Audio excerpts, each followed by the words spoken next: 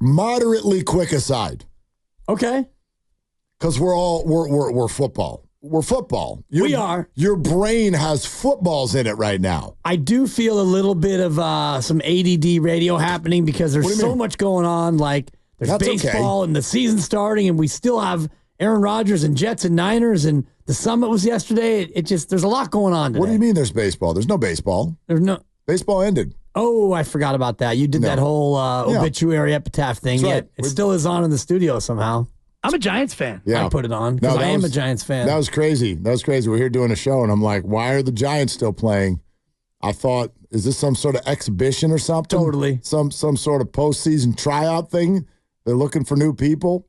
Anyway, they did. They walked off the Diamondbacks today, and they did it with Patrick Bailey's first hit since January. That seems like an exaggeration. Maybe a slight one. But anyway, he doubled. He had 2 hits today, actually. I know he did. And 3 RBIs. Yeah, which was all of the RBIs. That's all of the RBIs. Did he actually have 3 RBIs? He did. It was a bloop single early in the game. I think it was at the bases loaded. That drove in 2. That drove in the first 2. Yeah, they won 3-2. All right. So, but the big story is late last night, Jeff Passan with a Twitter bomb at what time was that? What time did that thing come through? The Jeff Passan thing. 10 o'clock, 9:30. It was too late. It feels like it was past 10. It definitely feels like it was past 10. I got to scroll back. I saw you guys firing some late night tweets. Yeah. And I was like, I'm half of, one eye. It was one eye mode. So Matt Chapman is staying with the Giants long term. I love it.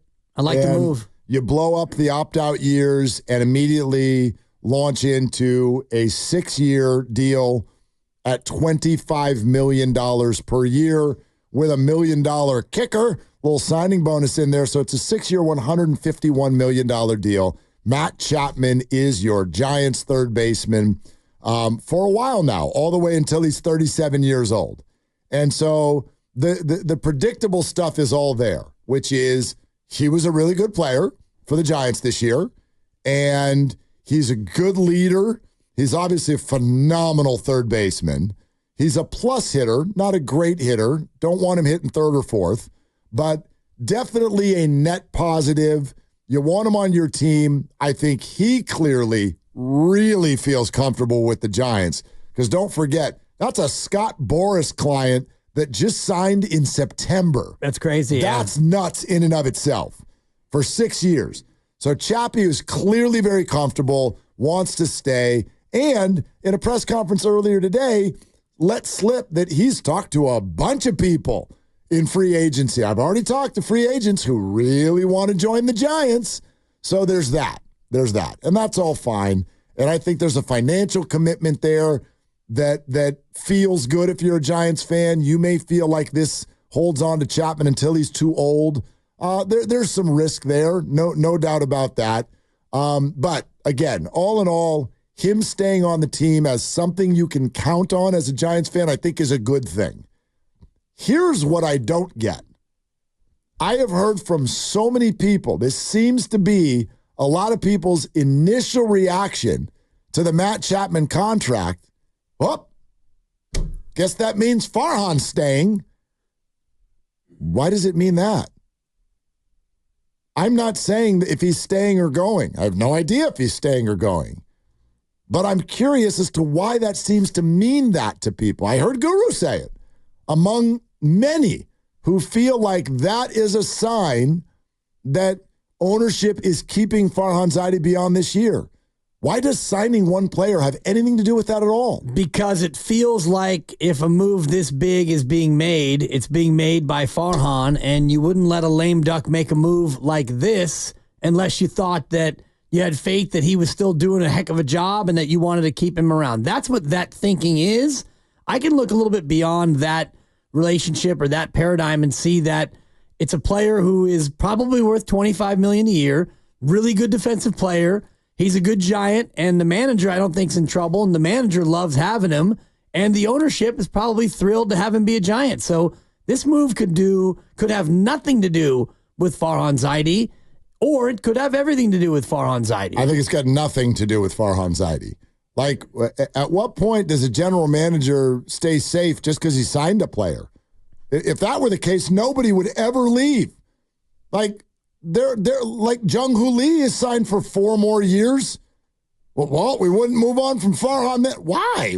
This is a new deal, and that's what makes people think that this would indicate that Farhan is safe. But the other part of it too, Mark, is he's got. If you're going to fire Farhan, then if you're really that mad about having him in that job, you would have done it already, and you would have moved on. And if he still is in the job, then he's going to try to do his job, which is things like this. And if he wants to sign Matt Chapman to a 6-year, $151 million deal, he has to go to ownership anyway. So even if you are going to move on from Farhan Zaidi, you might as well have him continue to do his job. Well, of course. And that's kind of what I'm getting at. Like, first of all, you want to know what this is a sign of for people who all think this means Farhan is safe? It's a sign that he's not making all of these decisions by himself. He never has. Like, that's not the way any team works. Nobody's making decisions all by themselves. There's consultation, there's approval, there's money that moves, and they've been working on the Chapman thing for a while. And again, I'm not saying that Farhan is going to get let go. I'm not saying that. I don't know. I don't know if they know yet. What I'm saying is I don't think that last night's news suddenly means Greg Johnson's like, oh, God, I was totally going to let him go, and now he went and signed a player, so now I got to keep him. Or nor does it mean that Johnson and Farhan conspired to do this, and now that means that he's got some sort of vote of confidence. Like, I think that everybody there looked at what you just said and what I just said, which is that Matt Chapman really wants to stay. They really like him. They were able to find finances that they think worked, and so you do that. Yeah. And ownership very well may be looking at it going, like, yeah, no matter what we do with our front office, we're going to want that guy playing third base. Exactly. Yeah, and you could look at the tea leaves on all of the things that you just said, and you could see Chapman going to Scott Boras and saying, hey, Scott, this is where I want to be, so why don't you go ahead and get this done for me, because I don't want to wait until, I don't know, early March like other of your clients have had to do. So they want me, I want to stay. And I just looked at his deal. He had $55 million left in theory, 2 opt-ins and then a mutual, which would have accounted for $55 million. So he gets the stability of knowing he'll be here and getting a nice healthy raise too on top of that. Absolutely. Look, I thought it was clear all year. He feels super comfy here, right? It's not just, there's Bo Mel, there's the Bay Area. He's been here before. He's here again. At times it looked a little wobbly. At times it looked really good. But in the end, the final analysis is the defense is phenomenal and the offense is good enough. I think you said like a half hour ago, love to have him as my 7th hitter. Even your 6th. Even 6th. Yep. And you can get away with a game or two where he's hitting 5th or whatever. I don't think he's your 3rd or 4th hitter. I don't think he's a top 4 in the lineup hitter. Strikes out a little bit too much. But the net of Matt Chapman is very positive. And I do think in terms of a leadership role, especially as you've got a baseball team that's going to start turning some of these positions over to young players, you're going to have a Ramos, you're going to have a Fitzgerald, and then Jung-Hoo Lee is going to come back. We'll see who else is a part of the young brigade that may or may not be a part of this next year. You got to have somebody in their 30s that's done all the stuff and kind of just holds it down. And he's that completely. So I don't know. It made all the sense in the world to me. And sure, Farhan may well be here beyond this year. That's absolutely a possibility. I just didn't see this contract as a sign of that at all. I didn't see it as a sign of anything. And I've been saying for weeks that I think that Farhan Zaidi deserves to keep his job because a lot of the things that unraveled, I don't necessarily put at his doorstep. You had players underperform and, the fact that the product is mostly dull. They've made some changes late here to bring up some young guys, and Fitzgerald popped and McRae looks exciting. And so you do have some hope on the horizon, but I didn't see this move as connected at all. The one thing I did think about the move, though, with Chapman getting an extension is this makes sense for who they should try to be. You're not going to get sluggers in here who are free agents. You need to get back to pitching and defense. And this year, your team's been sloppy. You've been a sloppy ball club. Matt Chapman is not a sloppy third baseman. So pitching and defense, this cornerstone goes a long way toward ensuring that in the future. Well, I think that's a very, very good point, which is that needs to be in this ballpark, the priority. But at the same time also, I guess maybe you don't want to count Matt Chapman as a quote-unquote slugger. He's not going to hit 40, but he's going to hit 20. He's going to hit 25. Yeah. He could hit 30 if things go well for him. You know what I mean? And that's as a right-handed hitter. You're probably right. Like, let me be the 18th to say Juan Soto's not coming. Yeah. Juan Soto's not coming. Right. So, like... Bryce Eldridge, maybe we can all hold our breath for Bryce in 2026. And he represents what I wanted to respond to something you said, though, with regard to, like, this year's not Farhan's fault. Sort of like the point I made at the summit yesterday. Do you want to look at this in terms of macro or do you want to do it in terms of micro? I think for Kyle Shanahan, macro works really well. Macro's like, dude, you're always good. You came in here and built a roster, and now this is awesome every year. Great job. Micro is, why did you take a knee with a minute to go before halftime instead of trying to drive down the field? Or why didn't you run the ball after the interception in the Super Bowl? Or this, that, the other. You can micro Kyle Shanahan. This is sort of the opposite. I think what you just did with Farhan. If you want to micro his last offseason, even the things that didn't work, the Jorge Solers, even those things, Blake Snell for the first half of the season, I can look at that last offseason and go, dude, I totally see what you're doing. I totally see what you're doing, and I don't really think that those areas that didn't go well were your fault. But the macro, yikes. Yeah. That's where Farhan's demerits are just all over the place. Plenty of good moves, plenty of good trades, plenty of diamonds in the rough. Yeah. But the macro of your farm system went up and then it turned around and went right back down through the floor. Yep. You've not been able to nail the free agents. This is your third 500 to sub 500 year in a row. Your prospect that we've been waiting on for 4 years got to the big leagues and suddenly realized he can't catch a baseball. Yeah, that's tough. Holy crap, Dibs. Yeah, that's bad. That's super embarrassing. And all of the prospects we've been waiting on all got a chance to flash, and Elliot Ramos did, and he looks legit, but Matos, he looks like a 4A player more and more, and Casey Schmidt just can't.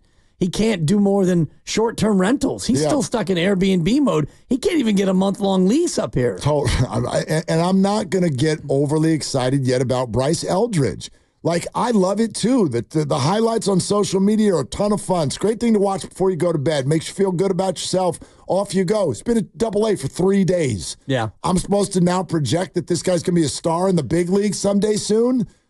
Sorry, we've done this already. I'm old enough to remember when Marco Luciano was a moment away, and he's going to be a star, going to take over this league. Actually, turns out he's not even a major leaguer, let alone a good one. Yeah. He can't pick up a ball. It's tough. Like, you hate to see what?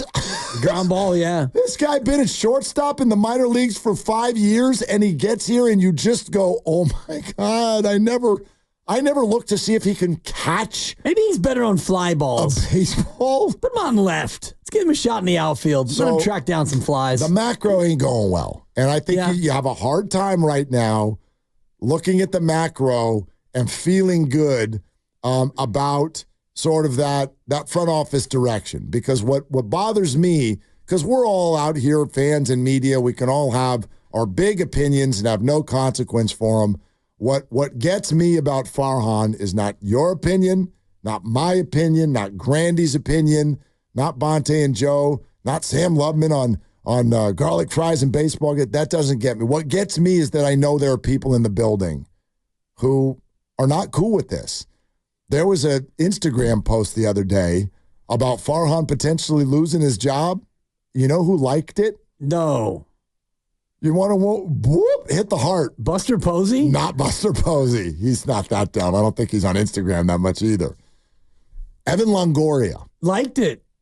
Wow. Whoop. He's like, yeah, whoop, I'm going to give that a like. Whoop. I'm going to push that button right there. He's in Arizona, right? Not anymore. He's done. Oh, he's done. Yeah. I thought he was still playing this year. I don't know if he got hurt or whatever. Okay. Yeah, whatever. No, but he's... Longo liked it. Yeah. Longo down on Farhan. You like that? Longo liked that. Yeah, that's crazy. Like that. Well, yeah, and I think that the prevailing sentiment is if this ends the way it looks like it's going to end, which is with a fizzle, not a sizzle, somebody's going to have to ultimately pay because that's the way it goes. And I think it's not a rule. Well, when you have a fan base as lethargic as they've become, and you're a great example, you steadfastly won't go and support this product unless they're in a pennant race. And well, that ship has sailed. So the last game you went to, I believe, was mid to late July after the All-Star break. And you're a guy who probably would have gone to 4 to 6 other games, let alone some of the last games if they were seriously in it. So, you are, I think, symbolic of exactly what's gone wrong. And so if they're trying to change and get fans excited again, that change may have to happen. We want to let you hear what Kyle Shanahan said about Ricky Pearsall. So we'll do that in a sec. Last thing is this. I've said for a while, you want an indicator or something to watch with regard to the front office and the job safety and everything. Watch September attendance. So what do we get on Monday night? We got the lowest crowd of the year. Yep. What do we get on Tuesday night? I think it's about the same, right? Even lower. Even lower? And Birdie tells me that your Hayden Birdsong? No. Okay.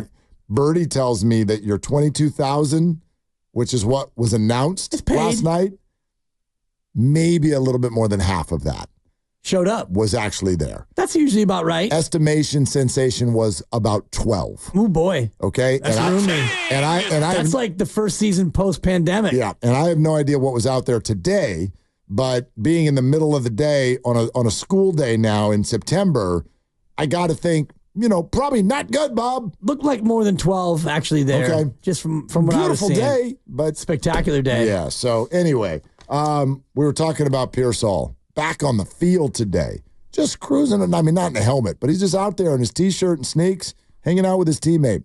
5 days after being shot in the chest. It's Kyle Shanahan. Kind of been amazing just watching him. I'm getting to see him Sunday, Monday, for him to be able to walk around and stuff with that happening. Talking to the people at the ER, saying out of like 100 people, 2 people have survived that.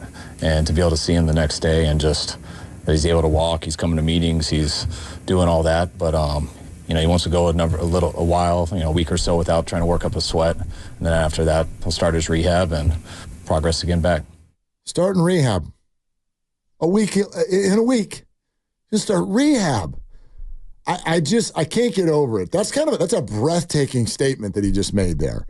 Talking to doctors, 2 out of 100 would survive that. And that's just crazy. And not only because he's young and fit and healthy, but because of the way the bullet traveled through his body. To not hit any major artery in the neck and chest area is just a miracle when you think about it. And if you get hit below, the sternum all the way down to the waistline or from the breastplate down, you have so many organs in there. It's almost impossible for that to travel. And if it hits the rib cage, there's going to be some ricochet that happens. And so that bullet's going to go a different direction and it's going to wind up catching something.